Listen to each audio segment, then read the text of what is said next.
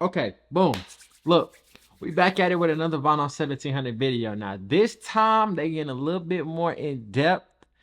We know he's the crash out king. We know he loves to talk. He loves to say the most incriminating shit on the internet. You know what I'm saying? Him and Baby Kia, they might be tied for #1 crash out. But with that being said, man, we're gonna go ahead and hop into this video. The secret war on the west side of Chicago, VONOFF1700. Let's do it.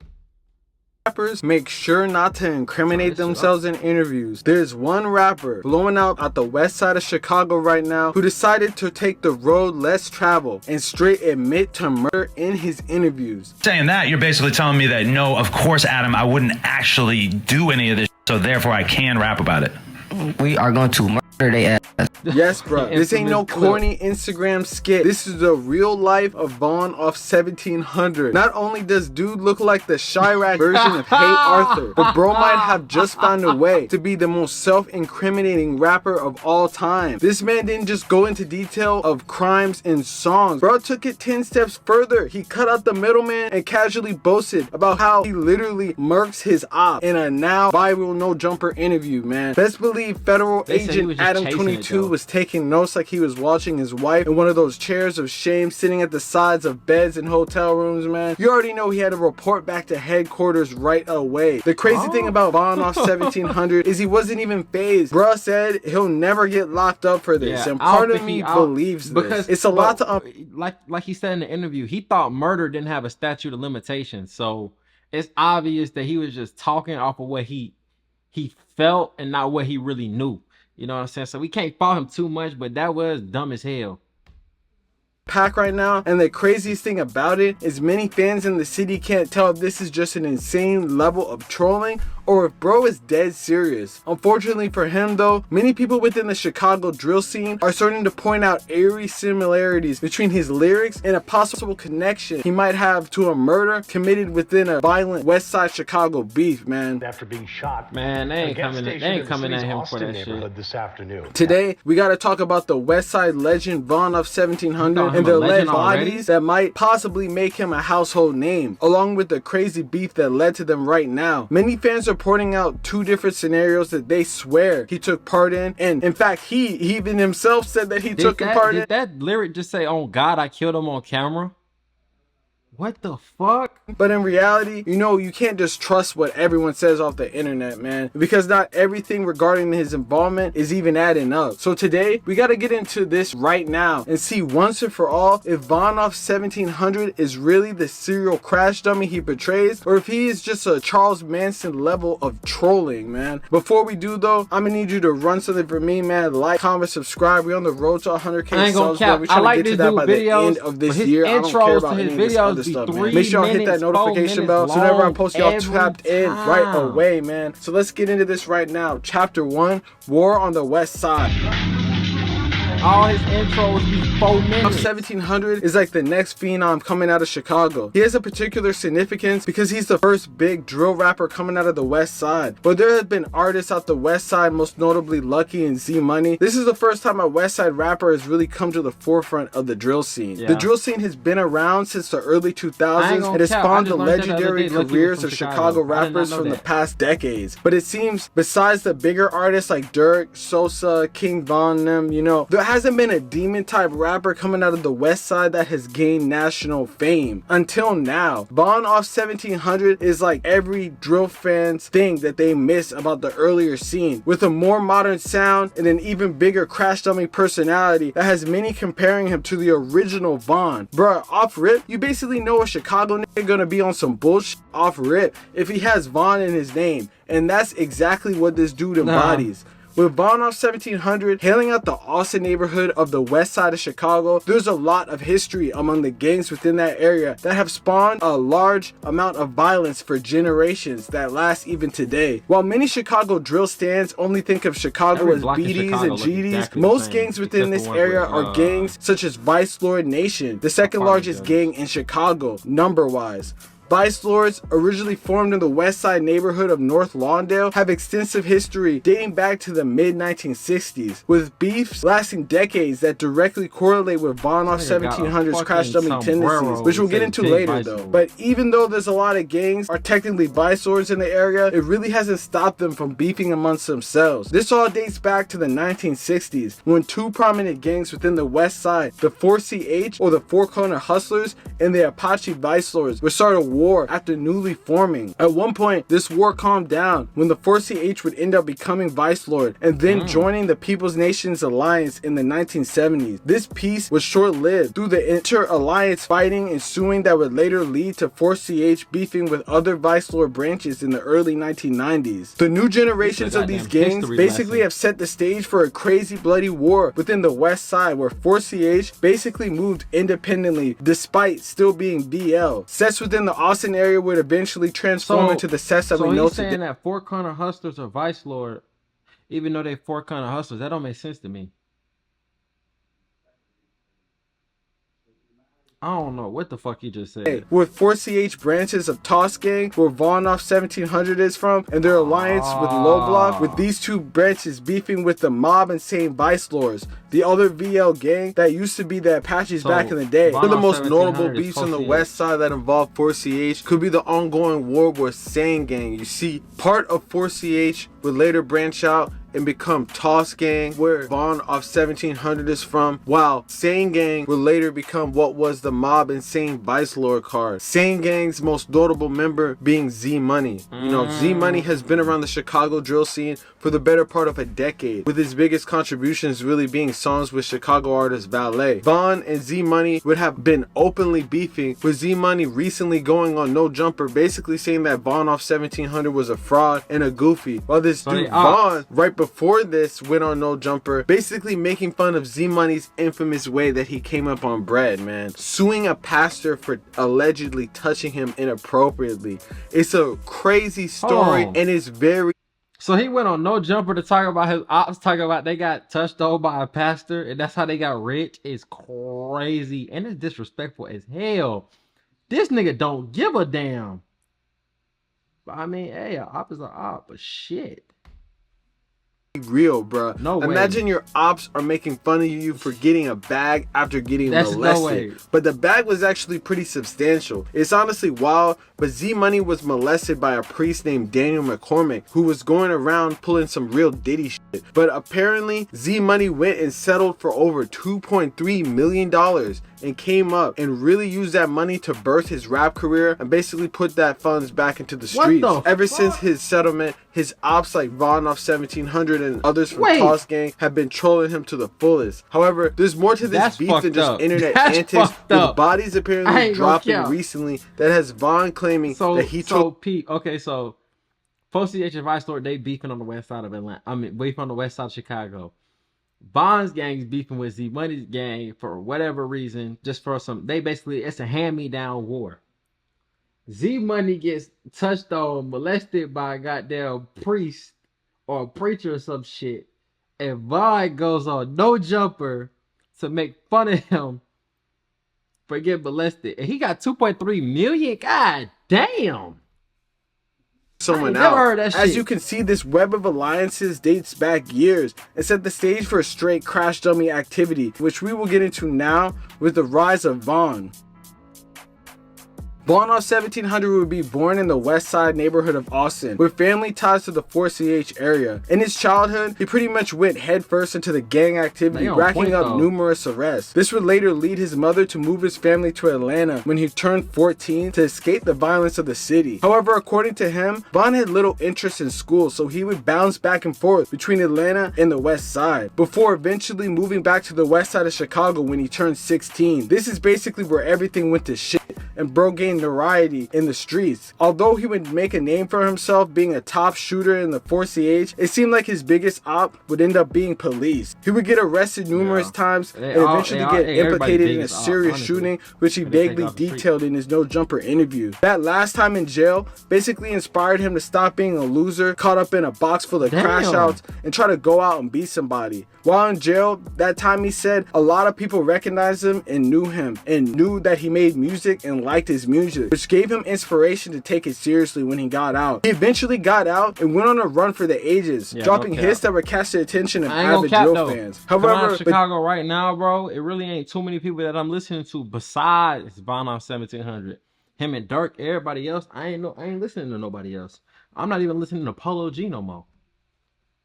Just as his clout was reaching its peak, it seems like the incidents from his neighborhood would gain the attention of avid fans looking to implicate him as a way of proving that he really be rapping about drilling people, which we'll get into right now, a shooting in Austin. A high-profile brazen shooting at an Austin gas station will later gain the attention of VONOFF1700 fans when they would piece together lyrics from his song Flame Out together and see there was some type of connection. We'll get into it right now. So on Thursday, March 16th, 2023, police responded to a gas station on the 300 block of South Cicero Avenue in Austin.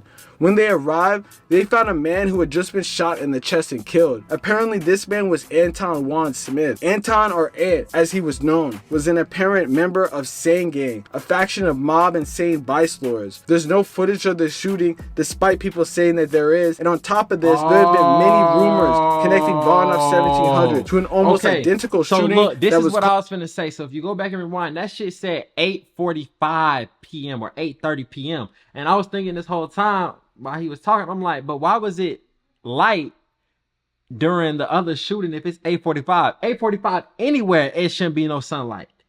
No matter if it's in the summer or in the winter, especially. So with that being said, it couldn't have been him in that video. Or at least the video that they're trying to paint as this murder is not him.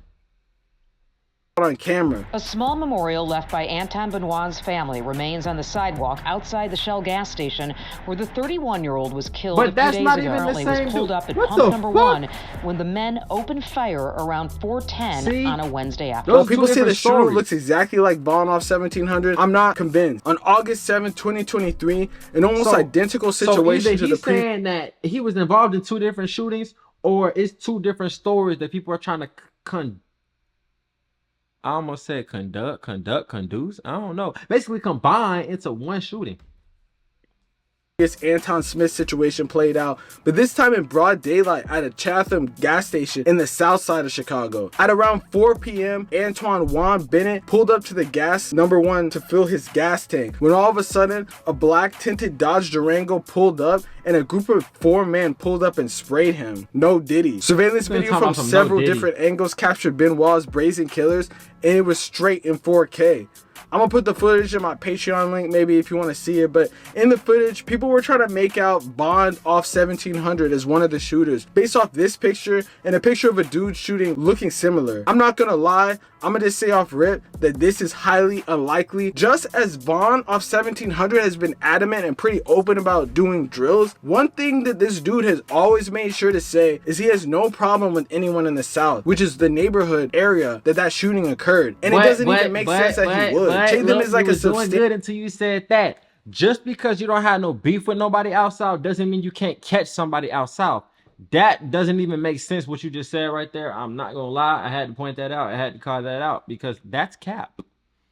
If you, let's say you're from wherever you're from the east side of your city and you beef with people only on the east side. If you go over to the west side of your city for whatever reason and see an op from the east side and you kill him on the west side, don't mean you beefing with the west side now. What?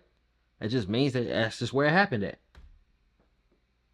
Like 30 minutes away from the west side of Chicago. So why would dude take his time out of his day when he already has a whole other beef going on in his city close by? I really think that these bootleg crime detectives on YouTube fans are really just getting both of these situations either confused or trying to combine the two to make it look like bro just is a demon. In reality, there's probably 1,000 people right now in Chicago rocking a shiesty with their Glocks out on everything. Not to mention the only reason why people feel that Vaughn has a connection to the first is just because he put Rip Ant in the dude's bio, basically taunting the same name as the dude that got murked. So Obviously, there's a little bit more connection to the first situation, and bro be adamantly saying that he goes out and does drills. So if you put 1 and 2 together, I mean, it has people thinking that. But personally, I do not really think that this dude really be doing that, because that would be pretty insane, you know, to really just go about it. Like, bro just got signed to Sony, you know, he just came up on a bag. Like a chubby, he could just be a mastermind troller that straight just knows that he could troll people all together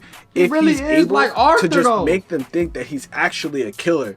You know, at the end of the day, that's all you really need. This clip right here when he's shaking his head is fucking killing me, bro. Every fucking time it's killing me. Look at this shit. That he's actually a killer.